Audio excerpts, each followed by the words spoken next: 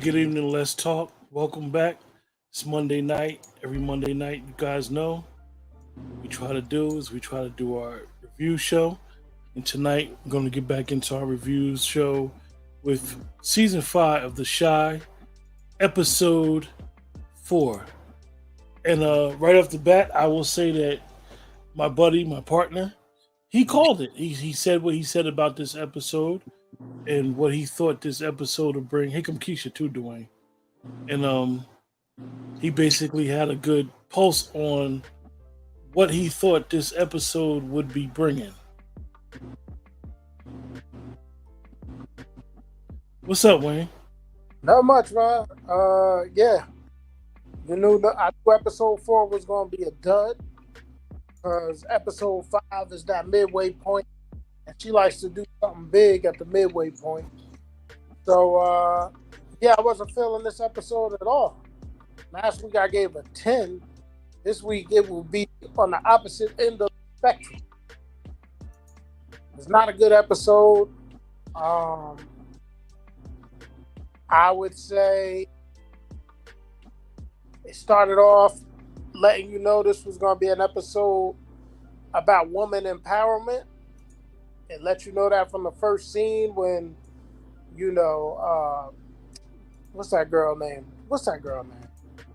Gemma. Gemma.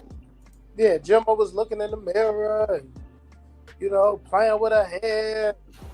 Then you have Maisha trying to talk herself up with self-love, telling herself she's beautiful. I'm beautiful. I'm powerful. Like, so you had that. You had Keisha with the baby. And you had Candy putting makeup on, but she ain't Candy, she Rosalind. Putting makeup on. And so that's what they started us with this episode with. So that let you know this was going to be about women choices, and I guess with the whole Supreme Court. Now listen, these things are filmed in advance. We know that, but you kind of knew what was going on with the Supreme Court in advance.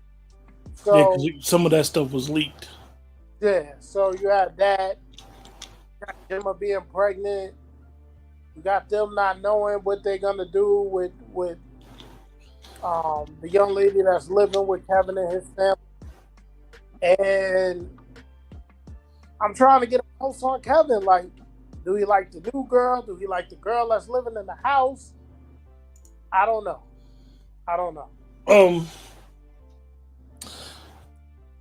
This episode was totally contradictory to the first 3 episodes. Honestly, in my opinion, it didn't fit. It just seemed like an odd episode. I know that you had explained to everybody about episode 4 and how it's basically a filler episode for 5 to twist, and then 6 and 7 usually be kind of dry too. But I just felt as though this episode, to me, and this is where I think that as writers, they mess up. Keisha, your background noise. And I just think they messed up with this episode because it didn't fit the script. It didn't fit the story. You come off a very good episode explaining Christmas, and I know that this season, The Shy is about love, but the stories are just too much for me. I mean, I don't like it. I like some stuff. I'm loving Darnell. You know how I feel about Darnell and Jada. I think that's really nice, but it's too good to be true for a show.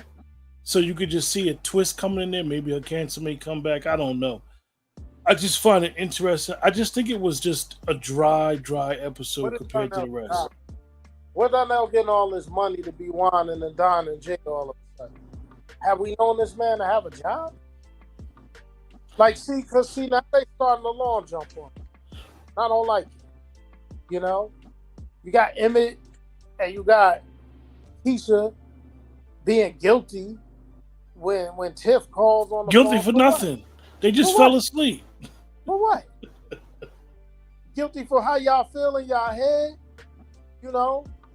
and the level of disrespect that Gemma has for her father is becoming too much for me. Like, she don't want to do the SATs now, and that was always their dream. She want to smoke weed in the house, and he was like, well, if you're going to smoke reefer, at least do it outside. Oh, it's cold outside. Yeah. Like, she's real quick thinking like she her father's equal or something. I think the transformation of Gemma,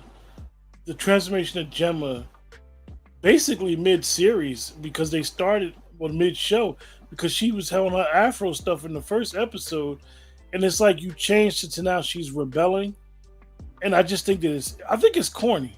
I think it's really bad writing. I think it's lazy. I mean, I think it's too easy to show how this good girl, quote unquote, has made some bad decisions, but I just think it's too cliche and too stereotypical. And I have a problem, and I'm gonna go on record. Can I just say something? I think that their relationship is kind of realistic because he's the only parent, so you be close to the parent. So like the things my son say to me, other people will be like, I can't believe he said that. But who's talking? You didn't even introduce yourself. Hello. I said I needed to say something. They know it's the three of us. Yeah, the relationship between her and her father, and she's saying a little more than what she was supposed to. It didn't really turn me off because I know in a single parent situation, it does happen where you let your kid go a little too far than what other parents other parents will see it as disrespectful. Okay. And I'm gonna go on record, and I'm gonna tell both of y'all, and I told Dwayne this. I didn't get a chance to tell you, Keisha. I have a problem with they just have made Trig's character, Victor's character, a bussy lover. I have a problem with that. I mean, I think that's odd. I think it's strange. Dwayne, you can judge me. I mean, I just think that they're being lazy. I think that once the girl left, Amani left the show, that now you're trying to clean him up and make him out to be somebody that he don't want to be, and he saw the transformer and totally lost focus on what he was doing. And even Rashawn Kenny, like, yo, you all right, bro? Like, what's going on with you? And he was like, I'm all right. But at the end of the day, he chased the boy toy out, all the way out to get a date with him, and then said we go somewhere else. And then seeing the coming attractions, you see him with Smokey sitting there, and the boy toy said to him, well, why you ain't living in your truth? I have a problem with that. I have a problem with that. I think it's her. No, it's a man. I have a problem with that. I think it's lazy writing. I think they're being very. I just think that it's weird because they never said that Trig, aka Victor, has chosen an alternative lifestyle. They never said he was part of the LGBTQ community. So they just basically, in my opinion, they just got him as somebody that just likes bussing. And I'm trying to understand where they're going with this. Dwayne, where you go? Listen. So she said in the coming attractions, why you living a lie, man? Let the world know your truth. And Victor should let the world know his truth. Yeah, this is what I'm saying. If he loves trans women, and it's okay if that's what you like. So stop with this charade with the other lady, because one thing I will say in this 2022 world that we live in, I think Rashard was 100% right. Like, man, people don't care like that no more. And being at the show is set in Chicago, where in real life we have a mayor of Chicago who's married to a transsexual. Like, I don't understand the problem. I mean, it's on TV, it's in our homes, we see it, we know what's going on. I just think that they're just going too far. I think that this, like it's I said, unrealistic. The first 3 episodes were really good, and this episode was complete trash. Listen, and I think that we're being nice about how we feel about the episode. Oh, we're not. It's coming. And so the girl that's playing his girl is living a lie too, because she was laid up in the bed. She was laid up in Rosalind's bed. Exactly. She was up in Rosalind's bed. So it's a whole mess. I will say this. The episode was warmed over garbage. There was only one scene that I appreciated. And that's when Rosalind put the beautiful Tracy in her place. Yeah. You know what? Tracy needed that reality check. She needed it. Because she was running around this holier than thou. She's for the community. She's for the community. I thought that was good too, Dwayne.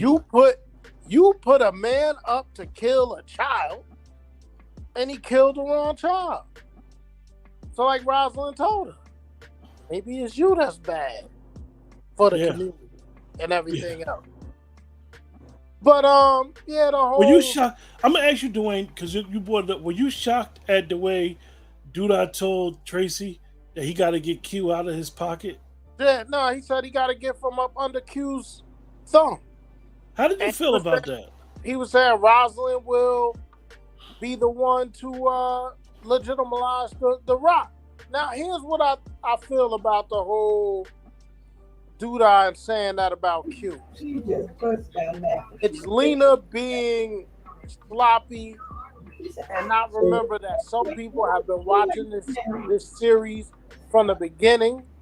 And if you knew and was watching this series from the beginning, Duda wasn't under the direction of Q. He was under the direction of the man that was in jail. And now they're making it try to seem like he was under Q's direction. Yeah. It's a bad job. It's just a bad job. Oh, what that? It's lazy. They're being lazy in there. They're being lazy in their writing. I mean, it's sad. Keisha, you good? Oh, I'm good to talk because it's your background noise is loud, Keisha. I don't know if I have it muted and you keep unmuting me. Oh, you good? Oh, so Dwayne, I think that's crazy. I just think that everything in this episode was weird. I think that Sway disappearing, and now are y'all gonna show him again? I even said to you about how odd Papa looked in the episode. Papa looked as an actor like he was disinterested, and even in the scenes, it's like he was on a trance. I think that you leave us last week with these stories. Like, where are we going with the Ahmad Frady? Where are we going with Bakari? Where are we going with this? You don't just have him, Rashawn telling him to come by the Rock. Then he's smoking the weed with Papa on Christmas. Where we going? Papa was unsure of himself. Now Maisha's rapping again, and her and Gemma have formed a sisterhood. I just think that the writing is very lazy. I think that they, the title of the episode was On Me. On Me what? I think now you want to focus on the young lady that's staying with Kevin and them. That shouldn't even be an issue. All right, she stayed there, she get adopted. Why are they making that like a long, drawn out thing now? Like, I just think it's real lazy writing. Yeah, it was a bad episode. It was a bad episode. The whole everybody taking shots at Papa. Maisha took a shot at him at her freestyle. And that's why he was looking around like, damn, I'm still showing this girl love. I know what her order is at Smokey's and all that. And let's talk about Smokey's for a second, right? So your restaurant is doing this whole big charity event at the Rock, at Trinity House, and you ain't at none of the events? He's never there. I mean, I know you home trying to take care of the kids, and now you're trying to take care of Ronnie with Keisha, but Smokey's is your establishment. And the crazy about Smokey's, he's got a full-time staff. They got guys working behind the counter. Like, he must be really doing good for himself. It's not realistic, because if he ain't going to be there at these events, where's Dom? Where's she at? She would be there making sure everything is running smooth. I don't know. I think they could have Bad cast job. if they didn't want to bring her back as an actress, they could have casted somebody else for Dom. Because Darnell don't even talk about her. He just left her in the wind. He said, "Let's leave these children alone." He didn't say that. He was trying to leave her alone. Where's Keisha? She's there. Well, say Keisha- something. She's in the middle of her family ritual, the card game.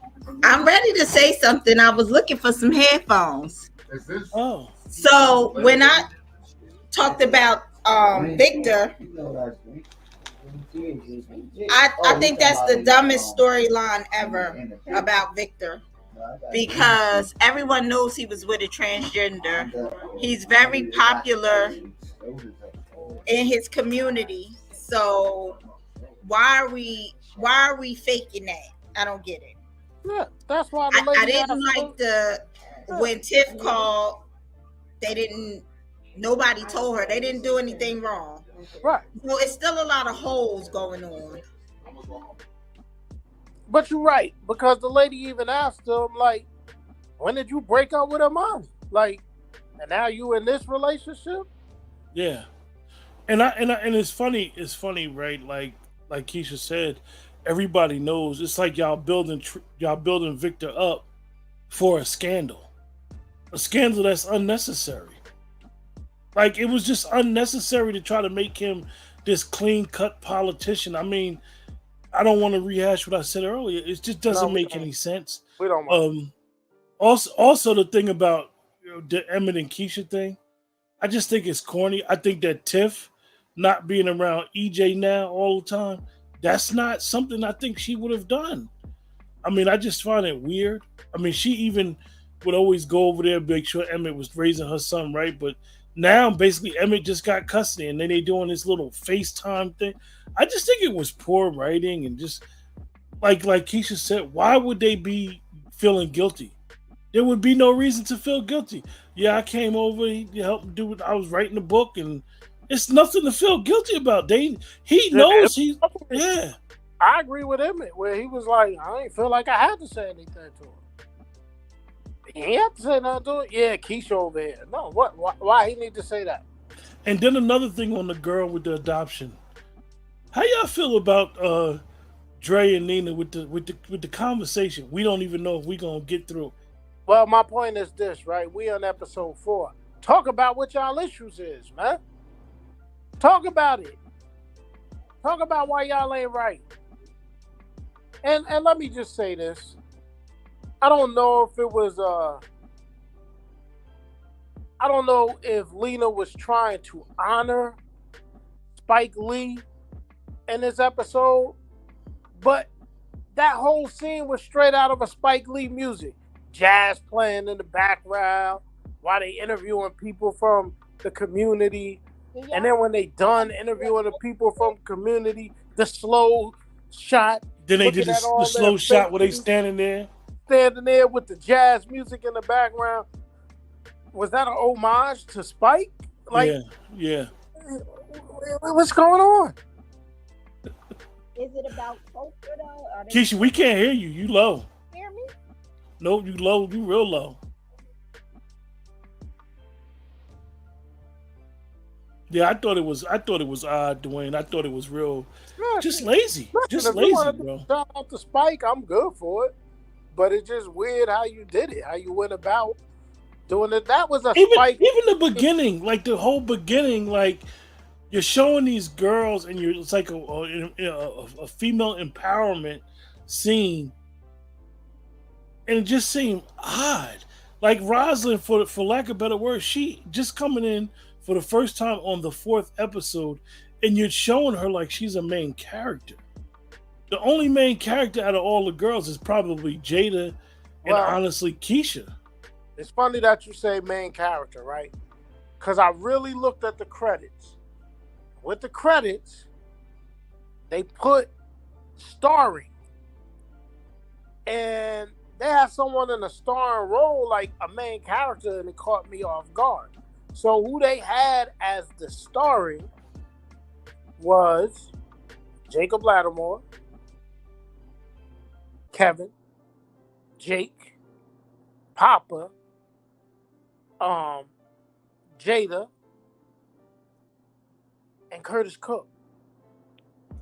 And everybody else was considered secondary people. So I was surprised that they put Duda as that main person. I'm sorry, they had Luke James too. Mm-hmm. So Luke James and Duda, which that was kind of surprising to me that they had Duda. Nicole, I don't know how Darnell. I mean, Sway knows where Darnell live at. I mean, I guess as they say, we're using our imagination even with the jobs, because none of these people work. It seems like I don't know. I could find that being believable, right? Because even though Chicago is the big city, there's sections of every big city, and even like when I was growing up in Vauxhall, I knew where the hell everybody lived. Yo, I'm gonna tell you one scene that wasn't. Where everybody lived. You know, I'm gonna tell you one scene that wasn't believable. One scene that wasn't believable. Why did it seem like Victor dropping his mother off at this halfway house, Trinity House, and just last 2 weeks ago she was supposed to stay there until she got on her feet? Won't you think she would be in the halfway house first, then go to his house, and then it's like it was backwards? Well, he let her come home for Christmas, bro. Christmas is over now. And he told her even when she came there, you're not going to mess up the good thing that we got going on here. So again, I could believe that too. But I truly believe this was a throwaway episode. Kind of like I said it would be last week. Just felt like it was a throwaway episode, man. This boy is hitting by. I thought it was a throwaway episode. Keisha, you ain't talking. How you feel about the episode, Keisha? I gave it a 6, but I put in the comments, I think everybody in the neighborhood kind of know where each other. Yeah, I agree, Keisha. Well, I'm gonna say this: you gave it a 6, Keisha. I didn't hate it. I didn't hear. Oh, she gave it a 6. Keisha gave it a 6. Keisha, what did you give last week's episode? If you remember, like a 3.5 or a 4.5 from last week. It was a 4.5. I'm gonna give this week's episode a 3.75. I was highly disappointed. It underwhelmed me. It didn't do anything for me. To me, it didn't fit the storyline of where they were going this year. I thought that, like I said, even though the theme is Black love, I think that you bringing closure and clarity on relationships, and I just think this week caused more confusion, if anything. I think that it gave me what I expected. I'm not expecting much. Nicole, I know you watching, so Nicole, you tell us what you rated it. Dwayne, you gave last week a 10. Last week we got the first 10 that any of us have ever given any episode. No, I think I gave a 10 before, but anyway, and you gave last week a 10, Dwayne. Yes. And you gave us the heads up on this episode, so you got exactly what you expected, I guess. I did, and that's why I'm giving it a 1. Did he say a 1? A 1. Nicole gave it a 5. Dwayne, do you want to tell us why you gave it a 1? Because it gave me what I thought it was going to give me. It's very predictable. It was a throwaway episode. They're not telling us. Again, we know that Nina cheated with the brat, but they're not giving us the nook and cranny of the issue at hand with Nina and Dre. Just put it out there. Let us know what's going on. You show me Q at the end of episode 1 and a little bit of episode 2. Where the hell is he at? Like, where is he? What's going on? You got these jokers in the streets talking to people. The lady in Spanish talking about she happy the police ain't around because now she able to do her finicky business. You got a man talking about putting chairs in the street in the snow, and the university president taking his parking spot. You got this homage to Spike Lee, which don't make no damn sense. Okay, you got Emmett and Keisha all shook because Tiff on the phone. You got Maisha. Now she's scared to go up there and rap when she was taking photo shoots and all this stuff last year. Now she's scared to get up on the stage and rap. They taking shots at Papa. We gotta worry about if this dude gonna do something to himself. Rashad, all of a sudden, he couldn't stand being around Amani. But now he's the most level-headed guy in the world. world. Just last season, he was saying that to Victor. This last season, he said to Victor, "Are you gay?" Yeah. Now he telling them be who you are. And Victor said no. Listen, we understand that Victor / Trig is like that actor that used to be on that Fox show back in the 90s. We know it. So just embrace it. Like he does. New York Undercover. But one thing I do want to mention. Title, wasn't it? One thing, Maisha needs. Keisha, you muted your mic before we heard what you said. Maisha needs some undergarments. They shouldn't have her on TV looking like that. So she needs to wear a girdle. It's true. Yes. It's very true. It's true. Okay? And now this Gemma, who the hell you managing? You can't even manage your life, little girl. How the hell her and Jake gonna be somebody's parents? And then Maisha gonna talk about it. But what bothers me is Maisha, her mother and them would tell her to put on a girdle. Like, you can't just, like, stop it. My grandmother bought me a girdle in the hospital after I had my son. Like, stop it that we don't know how to dress and how we need to present ourselves. And she just, hush, you hear the background they said with all that. We're not trying to get kicked off of YouTube. She should have had some undergarments on because she looked terrible in that dress. She looked terrible. You could say it. I couldn't have said it and got away with it. But, yeah, like, Darnell, you know you got to step your game up if you want to stay with Jada after the way Swade was taking care of her when she had cancer. So he just Darnell. They had Darnell just thinking he was just gonna be boning the whole time. Yeah, we just gonna sit in the house. That's kind of realistic because the old guys don't think older gentlemen don't think they supposed to romance some of y'all. So that's kind of true. But he's not old. This man is 40. He already got the cutty. The older guys, it's kind of true. Well, like I said, I 42. They got him acting like he's 60. Dwayne, you really gave this a 1? Did I stutter? A 1. I think that might be the biggest drop from episode to episode in the history of our ratings. And they deserve it. 1. They deserve it. I went overboard last week the other way. You did go overboard. And so now I'm going overboard this way. Because last week I loved it. And I knew they were going to give me a dud this week. I knew it. And they didn't disappoint. So, what are they going to do that's going to be so great in episode 5? Is Victor going to have to come out and say, listen, people, I've been lying to y'all. This ain't my girl. I love trans women. Like, say it. You know? And they going around the neighborhood getting doors slammed in their face. Do people still slam doors in the face of politicians in 2022? I ain't slamming my door. I ain't messing up my door frame. I'm gonna just shut the door. Get up out of here. You're supposed to just put as you say, put that double bolt lock on. Yeah. No, thank you. But yeah. Nicole said Darnell is a true character. There are some people who act a lot older than he is.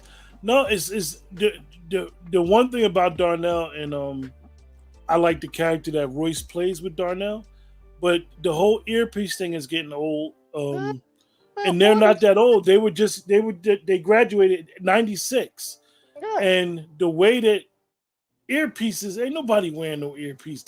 They'll wear some earbuds or whatever. Like, come on. Not anybody in the 40s. Now I know a couple of jokers that's in their late 50s, 60s that still do the earpiece thing. I don't even know where the hell my earpiece is at. I ain't used an earpiece in about 8 years. And I'm older than these characters that's on the show. I think that they're like I said, we gotta expect a major twist to happen. I know I didn't like the coming attractions for next episode. 70-year-old Steve Williams, aka Q, snatching somebody up. He ain't supposed to be doing that. He had henchmen when he ran down on Reg. He was old and coolly high. So how is he doing this? Now he ain't got no henchmen no more. Like, what happened? You know, and like you said, Keisha, in Cooley High, he was in his 30s. Steve Williams almost 70 years old right now. He got to be over 70. Yeah. He is over 70.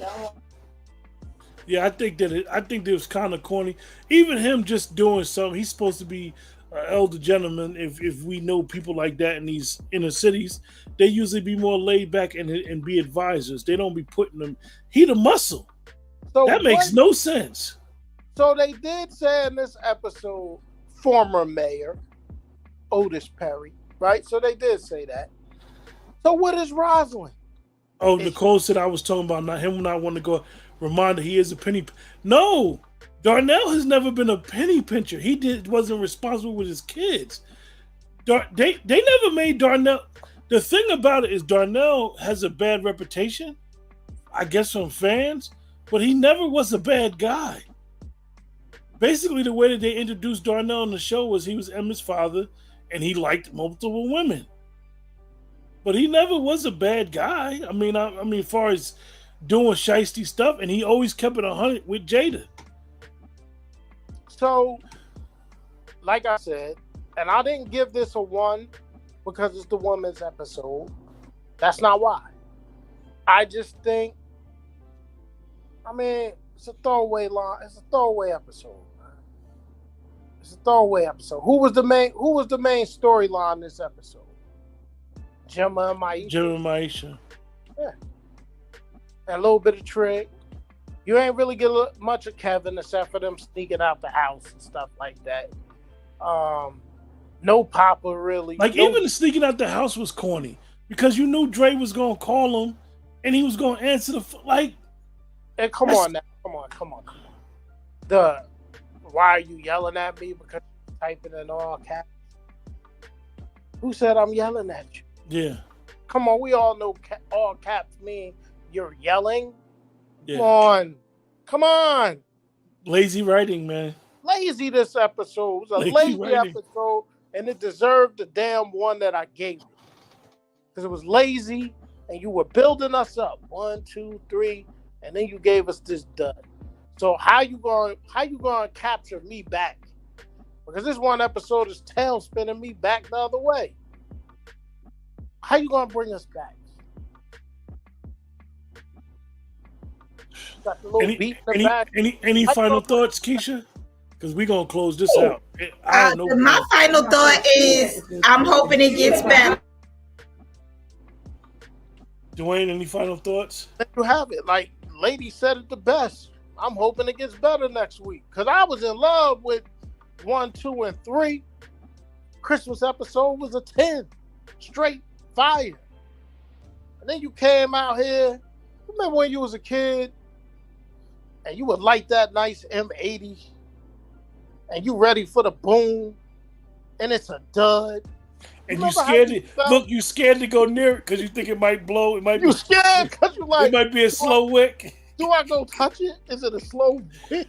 Is it gonna blow up in my face? That was this damn episode. You be pissed off when it's a dud, Joe. You be like, really? Get mad. All this. Get one of those reject Roman candles that don't go nowhere. That was episode 4 of the Shaw season 5. It was a Roman candle that went nowhere. Nowhere. Might as well gave me one of those little sparkly things that they give to the little kids on the Independence Day. Y'all Independence Day. We need fireworks on Juneteenth. But that's a story for another day. Okay? Done. I only got one final thought, man. Chump ass nigga. We don't talk. We do what we do. Exactly. Y'all just talking street stuff. We don't talk. We do what we do. With that, see you guys next week, next Monday, as we Good night. episode 5. Yeah, Good man. night. Remember, like, share, subscribe. Free my That's boy the best way to Q. support. Free Q. And Free remember, my man Q. like I said, the best way to support is to like, share, and subscribe to the channel. Thank you and have a good week.